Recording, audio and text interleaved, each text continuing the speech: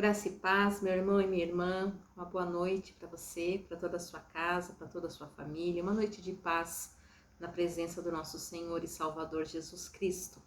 Nós estamos aqui no nosso tempo de estudo bíblico, estudando o livro de Atos dos Apóstolos, ou Atos do Espírito Santo na vida dos apóstolos, o início da igreja cristã.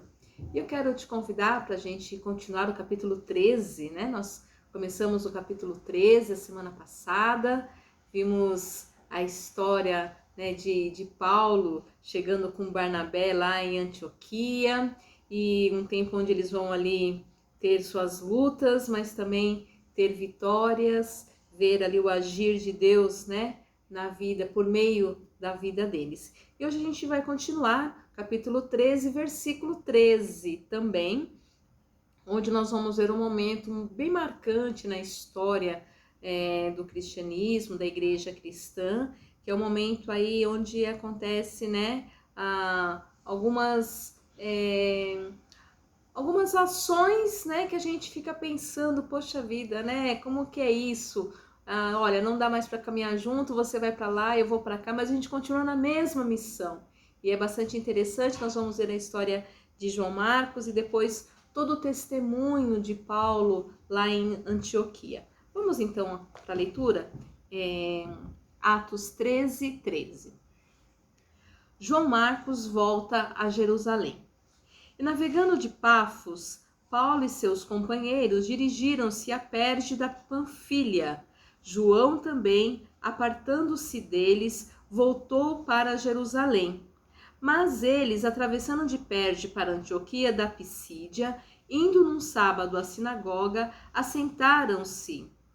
Depois da leitura da lei e dos profetas, os chefes da sinagoga mandaram dizer-lhes: Irmãos, se tendes alguma palavra de exortação para o povo, dizei-a. Paulo, levantando-se e fazendo com a mão sinal de silêncio, disse: Varões israelitas e vós outros, que também temeis a Deus, ouvi. O Deus deste povo de Israel escolheu nossos pais e exaltou o povo durante sua peregrinação na terra do Egito, donde os tirou com braço poderoso. Suportou-lhes os maus costumes por cerca de 40 anos no deserto, e havendo destruído 7 nações na terra de Canaã, deu-lhes essa terra por herança. Vencidos cerca de 450 anos, depois disso, lhes deu juízes até o profeta Samuel. Então eles pediram um rei, e Deus lhes deparou Saul, filho de Quis, da tribo de Benjamim, e isto pelo espaço de 40 anos. E tendo tirado a este, levantou-se-lhes o rei Davi, do qual também, dando testemunho, disse: Achei Davi, filho de Jessé, homem segundo o meu coração, que fará toda a minha vontade. Da descendência deste, conforme a promessa, trouxe Deus a Israel o Salvador, que é Jesus. Havendo João primeiro pregado a todo o povo de Israel, antes da manifestação dele, batismo de arrependimento. Mas, ao completar João a sua carreira, dizia: Não sou quem supondes, mas após mim vem aquele de cujos pés não sou digno de desatar as sandálias. Irmãos, descendência de Abraão, e vós outros os que temeis a Deus, a nós nos foi enviada a palavra desta salvação. Pois os que habitavam em Jerusalém e as suas autoridades, não conhecendo Jesus, nem os ensinos dos profetas, que se leem todos os sábados, quando o condenaram, cumpriram as profecias. E embora não achassem nenhuma causa de morte, pediram a Pilatos que ele fosse morto. Depois de se cumprirem tudo o que a respeito dele estava escrito, tirando-o do madeiro, puseram-no em um túmulo. mas Deus o ressuscitou dentre os mortos e foi visto por muitos dias pelos que com ele subiram da Galiléia para Jerusalém, os quais são agora as suas testemunhas perante o povo. Nós vos anunciamos o evangelho da promessa feita a nossos pais, como Deus a cumpriu plenamente a nós, seus filhos, suscitando a Jesus, como também está escrito no Salmo 2: Tu és meu filho, eu hoje te gerei. E que Deus o ressuscitou dentre os mortos para que jamais voltasse à corrupção. Desta maneira disse: Eu cumprirei a vosso favor as santas e fiéis promessas feitas a Davi. Por isso também diz em outro salmo: Não permitirás que teu santo veja corrupção. Porque, na verdade, tendo Davi servido a sua própria geração, conforme ao desígnio de Deus, adormeceu, foi para junto de seus pais e viu corrupção. Porém, aquele a quem Deus ressuscitou não viu corrupção. Tomai, pois, irmãos, conhecimento de que se vos anuncia remissão de pecados por intermédio deste. E por meio dele, todo o que crê é justificado. E todas as coisas das quais vós não pudestes ser justificados pela lei de Moisés. Notai, pois, que não vos sobrevenha o que está dito nos profetas. Vede, ó desprezadores, maravilhai-vos e desvanecei, porque eu realizo em vossos dias obra tal que não crereis se alguém vô-la contar. Amém? Nós vamos parar aqui no versículo 41. Eu sei que é um texto um pouco mais longo, mas ele é um texto que traz para nós todo o resumo da história de salvação, desde a saída do povo, né? Desde os pais, né? Desde Abraão, os pais da igreja, aliás, os pais, né? Os patriarcas, né? Não os pais da igreja, os patriarcas, até a chegada de Jesus Cristo, até o momento em que Paulo está vivendo. E a gente vai comentar um pouquinho sobre esse texto, mas antes eu quero te convidar a fechar os seus olhos e termos um tempo de oração. Pai de amor, com temor e tremor, estamos diante da tua santa palavra.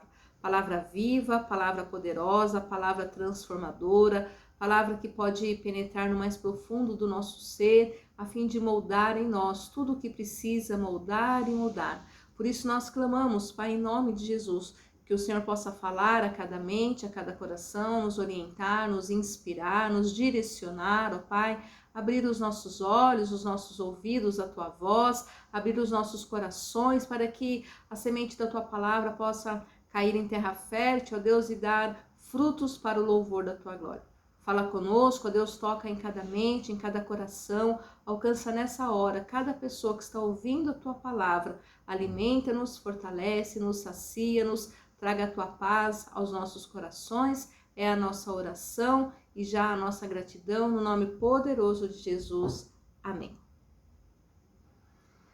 Meu irmão e minha irmã, esse trecho que nós lemos, ele começa falando para nós uma parte que a gente precisa refletir e às vezes a gente tem dificuldade para entender o que aconteceu aqui com o João Marcos. O João Marcos, a gente vai ver que ele vai junto, né, no comecinho do capítulo 13, quando Barnabé e Saulo, eles vão, né, ser enviados para a obra missionária, né, depois de terem orado, jejuado e imposto as mãos sobre eles.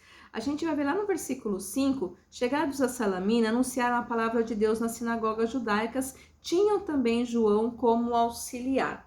Então a gente vê que João, nós entendemos que ele era um jovem missionário que estava acompanhando Barnabé e Paulo nessa missão que eles estão realizando, nessa primeira viagem missionária.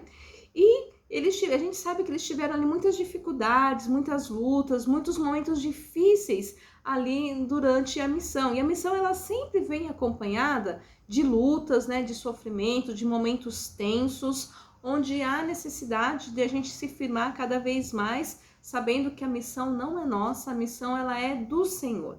E o texto traz para nós aqui o momento em que eles estão navegando, né, ou vão um pouquinho mais adiante eles vão navegar até chegar em Pafos, né, que era uma outra ilha ali um pouquinho para cima de Chipre. E quando eles chegam então nesse lugar, o João Marcos, ele resolve então se apartar deles e voltar. Ele viu que estava muito difícil ali, ou ele não estava se sentindo bem participando daquela missão, e ele resolve então voltar. Vocês sigam em frente, eu não vou continuar com vocês, eu vou voltar para Jerusalém. E ele faz isso.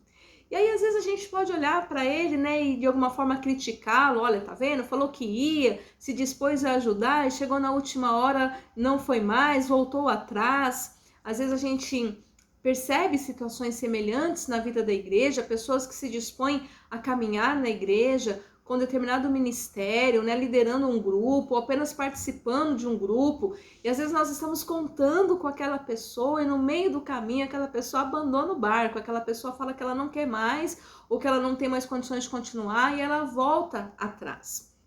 A gente não vai entrar nos detalhes aqui agora de João Marcos, o que vai acontecer, porque a gente vai voltar com essa história, o que vai acontecer do relacionamento dele, e é importante a gente saber que ele não vai abandonar a fé cristã nesse momento, né? Ele vai voltar depois, fazer parte dessa história, mas é interessante a gente observar a importância da gente conhecer os nossos limites. Então, a gente precisa entender assim, Deus não nos chama para fazer algo que nós não temos condições de fazer. Deus nos chama para fazer aquilo que temos condições de fazer, e aquilo que nós não temos, Ele nos dá a graça, se for o caso de fazermos naquela hora. O fato é que havia também um entendimento por parte do missionário. É muito bom a gente saber que Deus não coloca uma faca no pescoço e fala, você tem que ir fazer missão agora, você vai atravessar, né, todo o país e vai lá para o Nordeste ou vai lá para o Sul. Não, Deus não faz isso. Deus nos chama para fazermos parte da obra missionária, mas Deus respeita também os nossos limites, e é importante que a gente mesmo respeite os nossos limites. Nós sabemos que não é fácil para um missionário, né, mudar, às vezes muda completamente a sua rotina, muda os seus hábitos familiares, acaba às vezes tendo que mudar de cidade, às vezes muda de estado e às vezes muda de país. O fato é que em qualquer uma dessas circunstâncias é necessário que a gente entenda, reconheça e perceba os nossos limites para saber na hora de dizer, não, agora eu não tenho condições de continuar.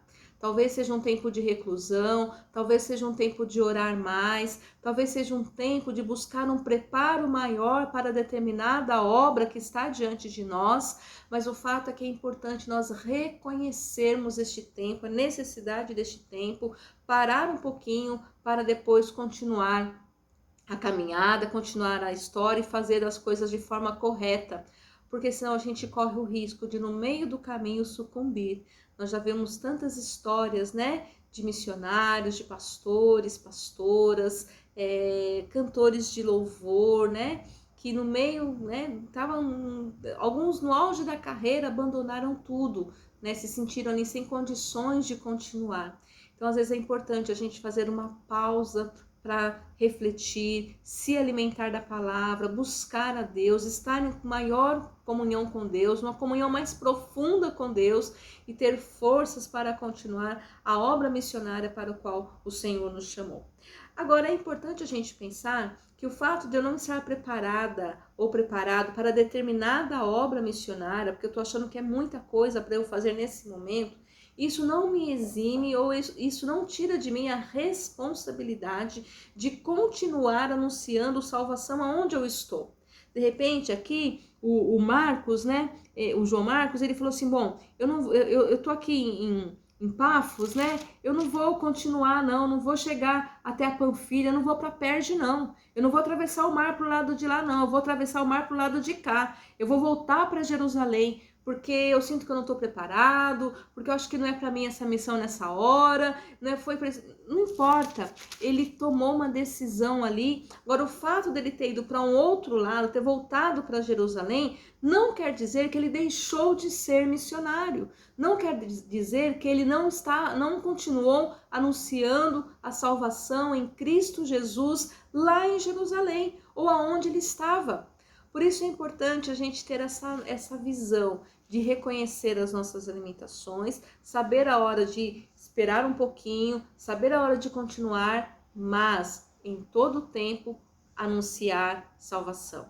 Em todo tempo falar do amor de Deus. Em toda e qualquer circunstância demonstrar esse Salvador Jesus Cristo a todas as pessoas.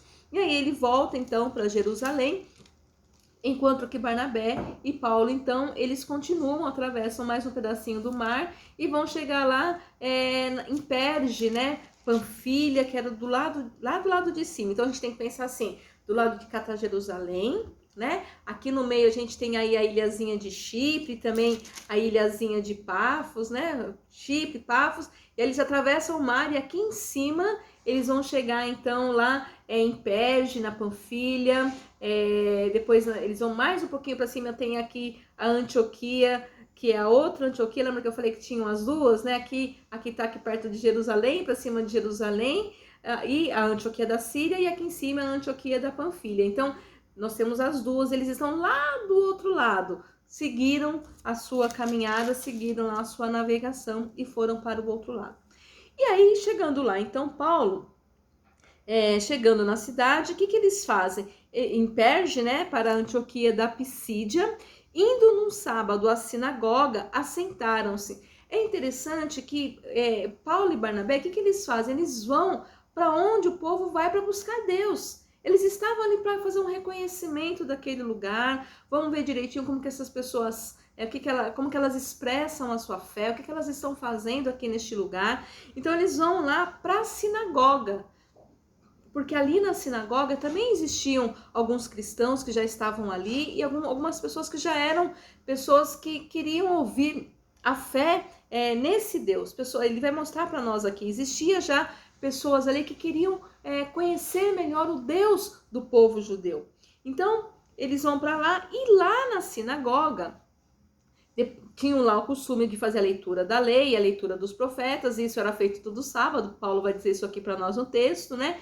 E os chefes da sinagoga então mandaram dizer para eles: irmãos, se vocês têm alguma palavra de exortação para o povo, dizei-a. Eu acho muito interessante que eles pedem uma palavra de exortação. Né? Talvez hoje, se a gente for olhar como andam os pedidos de palavras por aí, talvez as pessoas pedirem uma palavra de cura, uma palavra de prosperidade, uma palavra de bênção, né? Hoje as pessoas estão procurando coisas que satisfaçam os seus interesses. Mas o povo pediu uma palavra de exortação, uma palavra que viesse ali para mostrar ao povo o caminho correto, para mostrar ao povo o que eles estavam fazendo, que não estava de acordo com a vontade de Deus. Então eles vão ali fazer aquilo que Deus mandou eles fazerem e que eles tiveram a oportunidade. O texto diz que Paulo, então, ele se levanta, faz sinal para as pessoas ficarem quietas, né? Silêncio, todo mundo em silêncio aqui agora que eu vou falar. E aí ele começa a falar. E a fala de Paulo é muito interessante porque ele traz à memória toda a história do povo de Deus, do povo de Israel, né? Que era uma história conhecida. Então vamos lembrar, todo sábado eles liam lá no templo, na sinagoga, né? Eles liam lá na sinagoga os profetas e a lei. Então eles conheciam a história do povo de Deus. Paulo então começa falando da poderosa mão do Senhor, que libertou o povo desde o Egito com braço poderoso. E aí ele vem contando a história lá, depois de que eles ficaram, e que Deus suportou esse povo 40 anos com seus maus costumes, ou seja, Deus tirou do Egito, durante 40 anos o povo fazendo coisa errada, e Deus suportando, Deus ali caminhando com o povo, levou eles para a terra de Canaã, deu a possessão da terra para eles, deu a terra como herança para eles. Ficaram lá 450 anos, e aí o povo, né, já não estava mais seguindo as orientações de Deus, né? Nós vemos a entrada dos juízes, o tempo dos juízes, foram colocados juízes para orientar e corrigir o povo nas suas ações, quando eles se distanciavam de Deus. até a chegada do profeta Samuel. Quando chega então o profeta Samuel, eles vão pedir depois um rei, né? Eles pedem um rei, aquele texto que a gente sabe da tristeza do coração de Deus, o povo abrir mão de caminhar com Deus e pedir um rei humano, né? Um ser humano, um homem para governar sobre a vida deles, mesmo sendo orientados sobre todas as consequências que eles teriam de ter um rei humano sobre eles. Depois a gente vai ver a história de Davi, né, que vai chegar o rei Davi.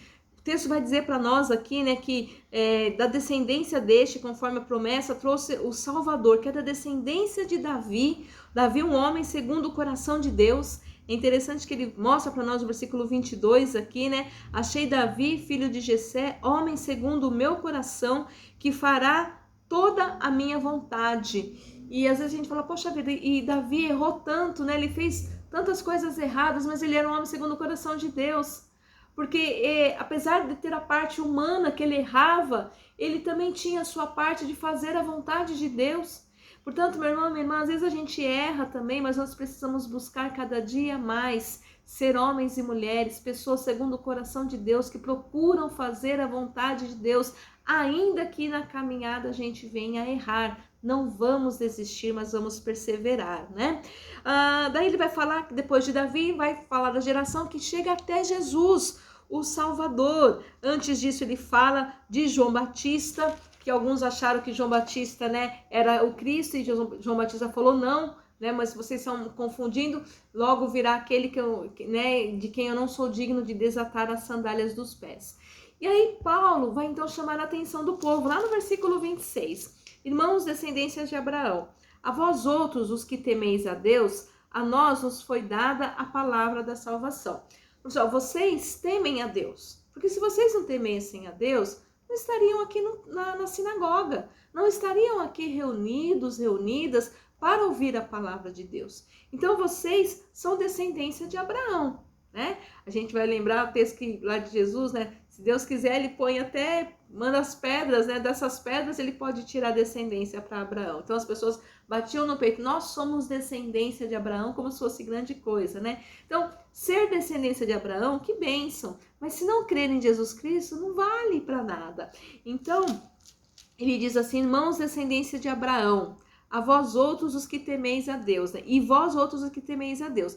Então tinha lá os descendentes de Abraão, que era da linhagem do povo de Israel, mas tinha também aqueles que não eram do povo de Israel. Lembrando que a gente está aqui numa região ali que já tem bastante romanos, bastante gregos, que não eram o povo de Israel, mas eram pessoas que estavam ali porque eram tementes a Deus. Ele coloca isso para nós, temeis a Deus. A vocês que aqui estão, tanto descendência de Abraão, como os demais povos, os gentios que aqui estão, a nós nos foi enviada a palavra dessa salvação. Pois os que habitam em Jerusalém, suas autoridades, não conhecendo Jesus, nem os ensinos dos profetas que se leem todos os sábados, quando condenaram, cumpriram as suas profecias. E aqui ele está dizendo assim, olha só, nós vamos falar aqui de Jesus. Jesus é uma pessoa que, pessoas como vocês, que liam a lei todo sábado, que liam o profeta todo sábado, que conheciam as escrituras, crucificaram Jesus. Então Paulo está chamando a atenção para um povo que conhecia as escrituras, lia todo o sábado, mas mesmo assim, não conhecendo Jesus nem os ensinos dos profetas, que leem todos os sábados, eles o crucificaram. E Paulo chama atenção para o fato de muitas vezes as pessoas lerem a Bíblia, mas não conhecerem o Jesus que está nas Escrituras, não conhecerem o Deus que está nas Escrituras. Esse é o grande chamado, eu diria assim que essa é a grande exortação que Paulo está trazendo ali naquele momento para aquele grupo. Porque ele está dizendo assim, as pessoas conheciam as Escrituras, elas sabiam que estava para vir o Cristo, eles esperavam o Cristo, mas mesmo assim eles o crucificaram, né? Embora não achassem nenhuma causa de morte, pediram a Pilatos para que ele fosse morto.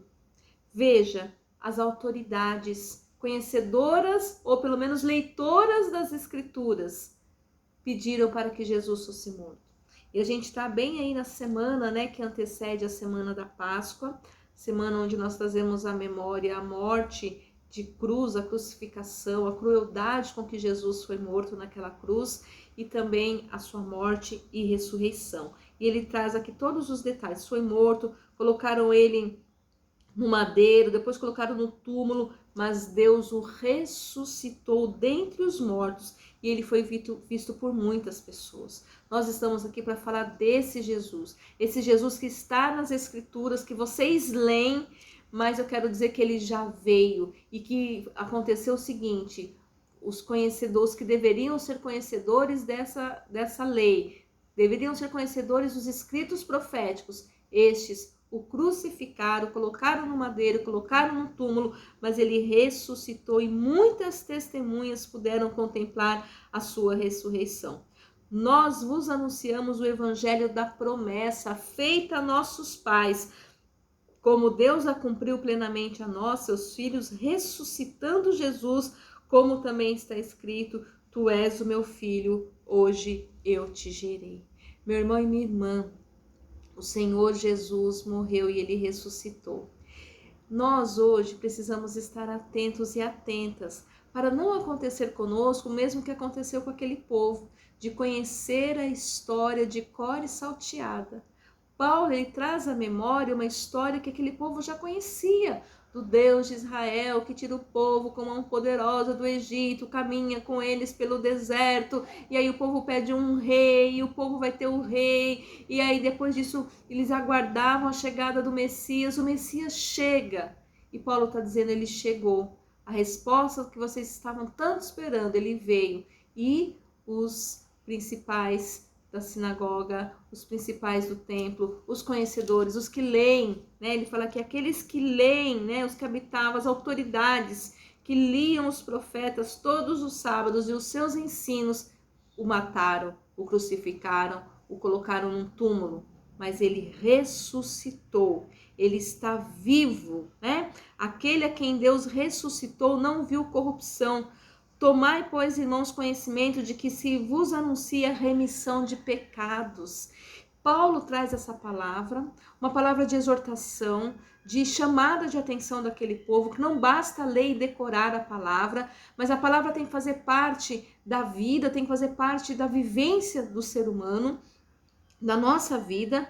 E ele está dizendo assim: olha, eu estou aqui para anunciar remissão de pecados. E aí o povo estava esperando uma palavra de exortação. A palavra que ele traz é: eu estou aqui para anunciar, né? Vos anuncia remissão de pecados. O que é importante vocês saberem não é decorar ou ficar lendo todo sábado a mesma coisa, mas é saber que tem um Jesus que já veio, morreu por nós para a remissão dos nossos pecados, né? E por meio dele, todo o que crê é justificado de todas as coisas das quais vós não pudeste ser justificados pela lei de Moisés. Vocês podem passar todos os sábados ou todos os dias, se vocês quiserem, lendo aqui os profetas, lendo aqui a lei. O que traz salvação, o que traz a remissão de pecados é Jesus Cristo. É essa mensagem de salvação que faz a diferença na vida de vocês, que vai fazer com que vocês mudem de postura. Não basta decorar a Torá, não basta decorar o texto bíblico. É preciso aceitar Jesus como Senhor e Salvador, né? Então, tomai, pois, conhecimento de que se vos anuncia o que eu vim aqui para anunciar para vocês. Atravessei, vim lá de Jerusalém, atravessei o mar, fui para a ilha de Pafos, depois cheguei aqui para esse lado para dizer para vocês que Jesus morreu para a remissão dos vossos pecados, né? E vocês não podem se justificar pela lei, mas vocês se justificam pela graça de Jesus, pelo sacrifício de Jesus feito na cruz. Notai, pois, que não vos sobrevenha o que está escrito, o que está dito nos profetas: vede, ó desprezadores, maravilhai-vos e desvanecei, porque eu realizo em vossos dias obra tal que não crereis se alguém vô-la contar. Ou seja, foi dito que aconteceria isso, que as pessoas não iam crer quando alguém contasse. E Paulo está dizendo assim, ó, que isso não aconteça com vocês, né? Notai, pois, que não vos sobrevenha essa palavra, ou seja, creiam, creiam, porque eu estou aqui para anunciar Jesus Cristo e esse vivo, esse ressurreto, esse que venceu a morte, porque ele fez a sua obra resgatadora lá na cruz, a sua obra de salvação, a sua obra de justificação.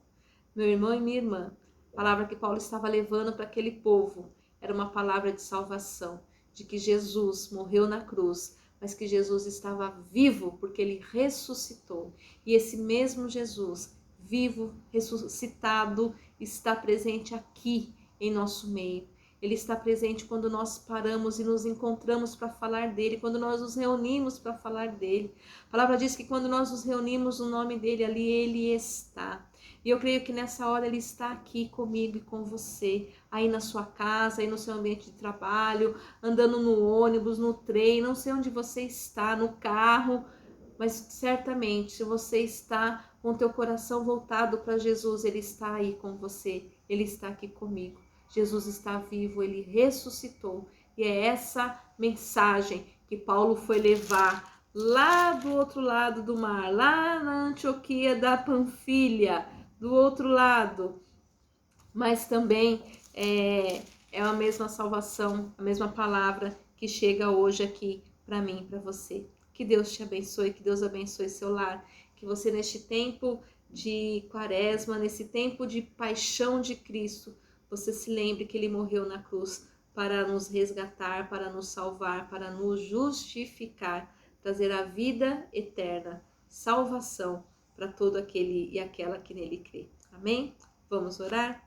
Pai de amor, te louvamos e te agradecemos pelo teu amor, pelo teu cuidado, pela tua palavra liberada sobre as nossas vidas. Obrigada, Jesus, pelo teu sacrifício feito lá na cruz do Calvário. Obrigada pelo teu amor derramado. Obrigada porque o Senhor pagou o alto preço. Obrigada porque o Senhor levou aquela coroa de espinho, Pai, para que nós pudéssemos, ó Deus, estar na tua presença, te glorificando em glória, Senhor. Obrigada, Deus, porque o Senhor, ó Pai, tomou sobre si as nossas dores. Obrigada porque o Senhor levou sobre si os nossos pecados. A maldição que estava sobre nós, o Senhor levou sobre si. Por isso nós, ó Deus, podemos te louvar, te glorificar e te bendizer.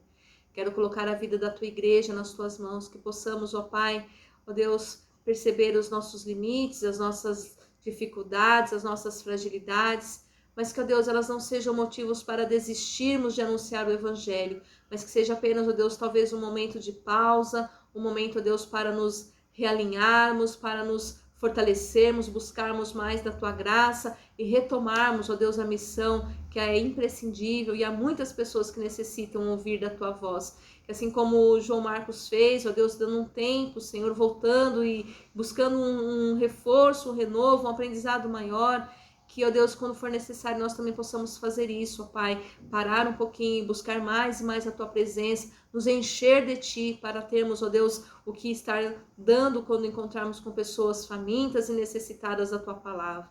Pai, também te agradecemos pelo testemunho e exemplo